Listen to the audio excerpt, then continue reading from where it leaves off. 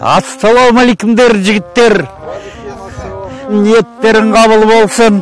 Дәрет барлықтарың дұрыс болса, қазір батыр басына барамыз.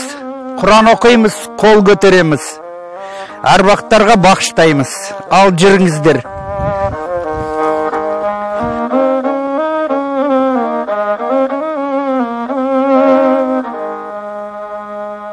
Аузу биллахи минаш шайтонир раджим. Бисмиллахир-рахманир-рахим. Альхамдулиллахи раббил аламин. Осы оқылған Құран бір Алланың ризашылығы үшін сауабын адам атаның арбағына бұйырта көр, ана апамыздың арбағына бұйырта көр, Ақжол әулиенің арбағына бұйырта көр. Раббана атина фи дуния хасаната ва фил ахирати хасаната ва қина газабнар бирахматика я рахманир рахим. Аумин. Аллаху акбар. Қабыл болсын.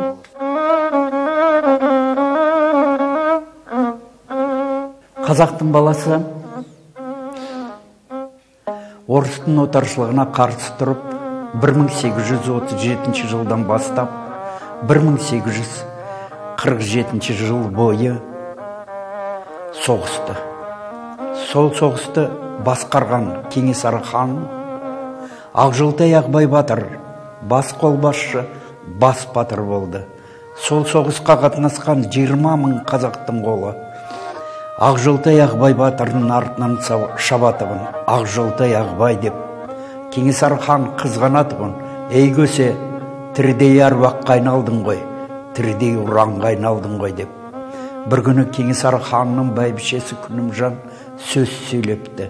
Менің ханым, елдің барлығына ат беріп атырсыңыз, тақ беріп атырсыңыз, марапатыңызға бөлеп атсыңыз.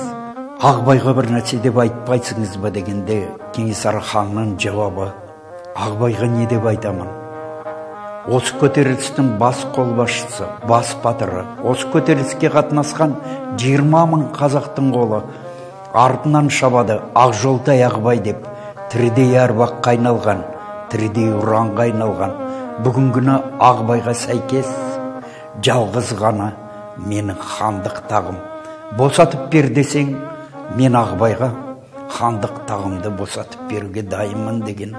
Сол заманда қазақтың баласы мынандай сөзді құрады: ханның барлығы Абылай емес, батырдың барлығы Ағбай емес. Ол сөз бізге жетті.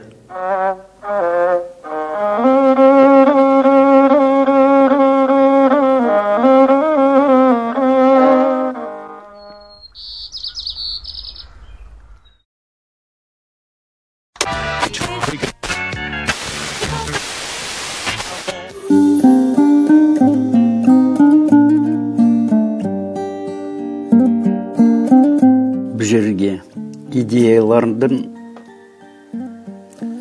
50% орындалды. Енді бұл жерді көгалдандыру, қажетті келіп атқан зияратшыларға жағдайды жасау. Соның барлығы алдағы жұмыстың ең басты мақсаты. Төңіректің барлығына тал ағаштар егіледі. Ауыз суға қашыққа бармас үшін мына жерден 700 метрлік жерде бұлақ бар. Ол жерден трубопровод тартып бұлақтың басынан жер астымен суды үйге де кіргізу керек. Зияратшыларға далаға да орнатып қою керек. Ең қиналатығын бұл жерге жету үшін халыққа жол мәселесі. Өйткені мен жайдақ жолмен жүреді. Жол қашық болғаннан кейін Киікті станциясының сол жайдақ жолмен 52 шақырым колеядары терең. Мәшинелердің астары тиеді. Жолдың табанында жер тастары жатады. Оған дөңгелектер жарылады. Халықтың ең бірінші өтініші мына жолдың қиындығын түзелсе. Кенесары хан біздің тәуелсіздігіміз үшін, егемендігіміз үшін басында шапқызды. Өлер өлгенше Ақжолтай Ағыбай батыр сол тәуелсіздік үшін, егемендік үшін жан салып, қан төгіп, бүкіл басты өміріндегі мақсатын біздің тәуелсіздік пен егемендік үшін күресіп отырды. Сол үлгідер мен жан дүниеме сәйкес болғаннан кейін бұл жерде келіп, мына шағын ғана әрекеттерді жасап отырмын. Енді әр адамға бұл дүниеде жалғыз ғана Құдайға жарасады, жалғыздық пендеге жалғыздық жараспайды.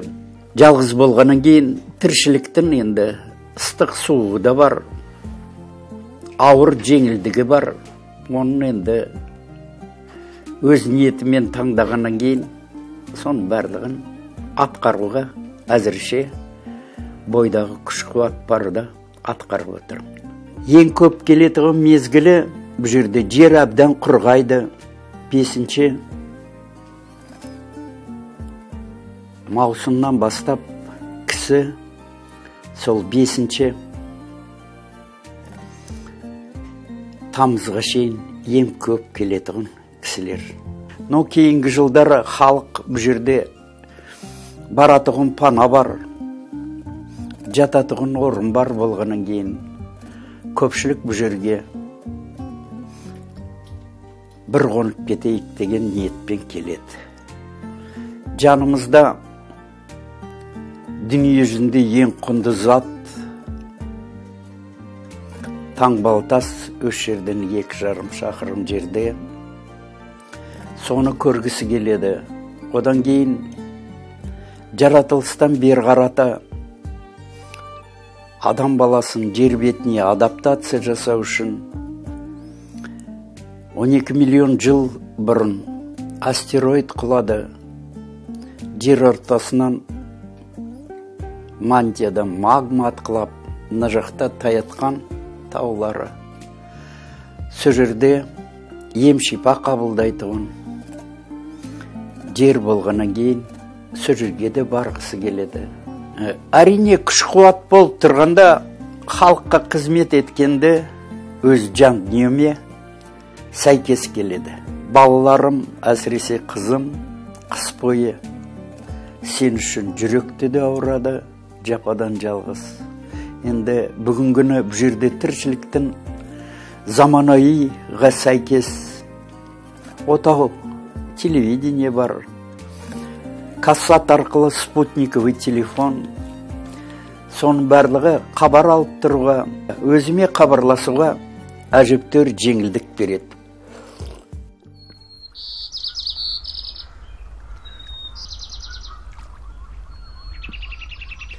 Аққысқа.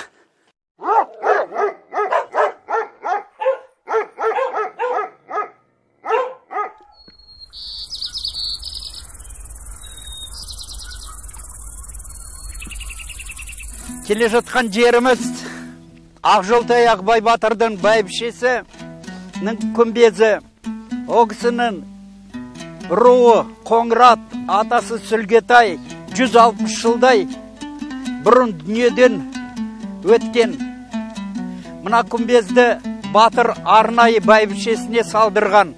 Бәйбішесі ұлы ұлт азаттық соғыста 1837 жылдан бастап 1847 жыл бойы сол соғыстың ыстық суын көтеріп, жанында болып, Қарқаралыдан осы жерге алып келіп, мына жерге жерлеп, мына күмбезді тұрғызды. Табаны 2,5 метрден, қалыңдығы күмбездің 1,5 метр жоғар жағында. Аналарымызға күмбезді жаппайды, бұл дүниеде тазарады, о дүниеде Алланың нұрымен, жауын шашымен майты тазарып отырсын деп, күмбез жабылмайды аналарымызға. Аузу биллахи минаш шайтонир раджим.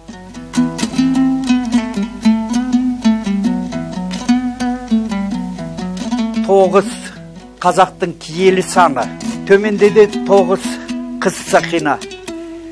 бұл дүниенің киесі жұғысты болсын, о дүниенің киесі жұғысты болсын деп. Мына саман кірпіштерге 160 жылдан астам болды. Қазақ лайды ейту біледі. Жергілікті лайды алады 21 күн. Лайды сулап отырып, аяқпен басып, малмен бас қызғып, сөйтіп еді. Қар үйіп тастайды төменгі жағын. Енді реставрацияны өкіметке айтып жүрім, жасау керек, бұлды да құнды. Мынандай қыз Сақина бірде-бір бейітте жоқ. Қазақстан бойынша жалғыз ғана.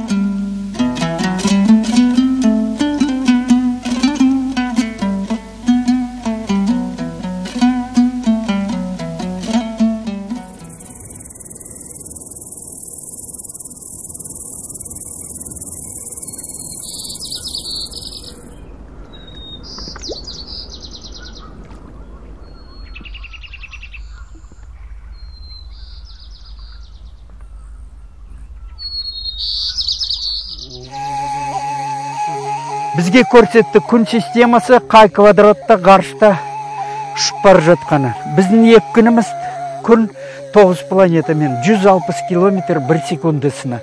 Бір дегенде 160 км ұшып кетеміз. Біз сол екінмен біз күн 9 планетамен спиральмен ұшады. Міне спиральдар көрсетіліп тұр. Көріп тұрсыңыздар ғой. Мына спираль, міне спираль. Бірақ аңғарыңыздар, қазақ әлі күнге шейін мына ойуды қолданады. Бүгін біліміміз саязданып қалғаннан кейін біз бұны қошқар мүйіз дейміз. Дәл ойу әлі күнге шейін қолданамыз.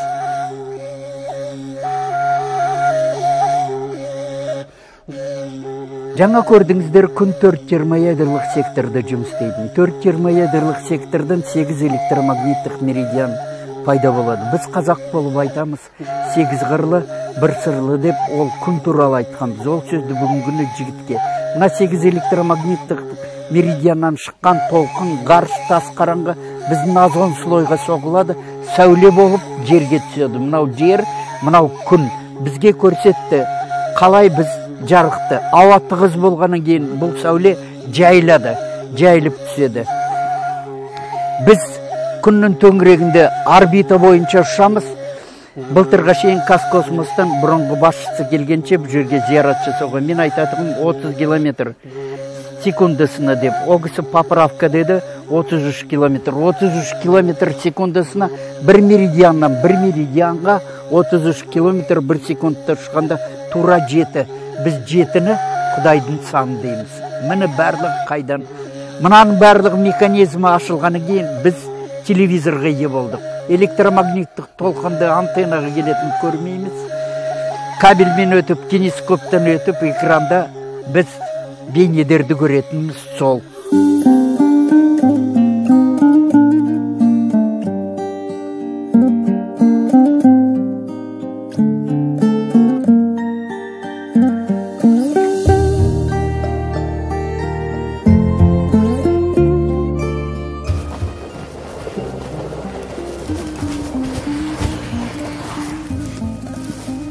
Мені өстіп сырғанап түсесіңіз, сол уақытта электромагниттік индукция пайда болған.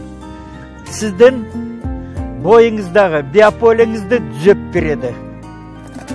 Сол себептен атам заманына бері келе жатыр, мына жолдан сырғанаған адам 3 рет тұла бойынан, тіл көзден шайылады.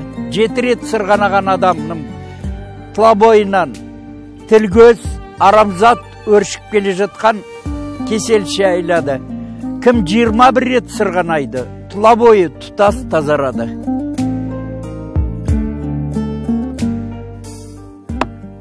Жердің тасын дыбысы. Ғарыштан келген метеорит тастың дыбысы.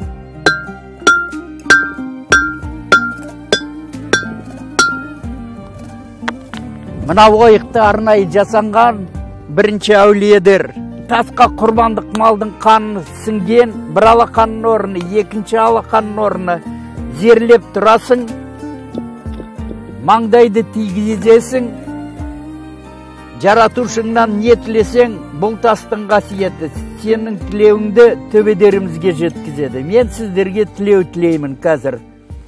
Bismillahirrahmanirrahim.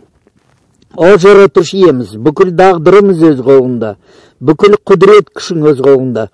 О жаратушы иеміз, осы қол көтеріп отырған пенделеріңе мейір шапағатынды төге көр. Ақ жолды жаза көр, бақ дәулетті қондыра көр, зор денсаулық ғұмырдың ұзақтығын сыйлай көр. О жаратушы иеміз, жарылқай көр. Аумин. Аллаху акбар.